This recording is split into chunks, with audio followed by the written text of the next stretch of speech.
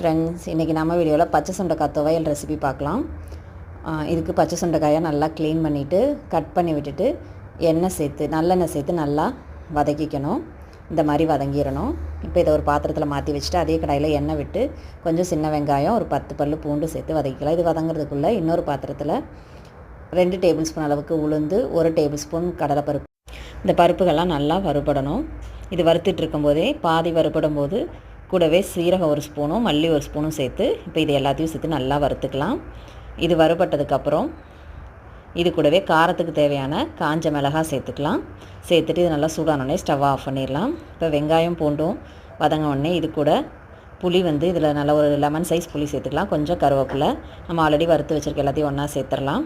சேர்த்துட்டு உப்பு சேர்த்து தேங்காய் துருவல் இதில் நீங்கள் ஒரு 2 டேபிள் ஸ்பூன் சேர்த்து அரைச்சிங்க அப்படின்னா சூப்பரான பச்சை சுண்டைக்காய் துவையல் ரெடி. ட்ரை பண்ணி பாருங்கள்.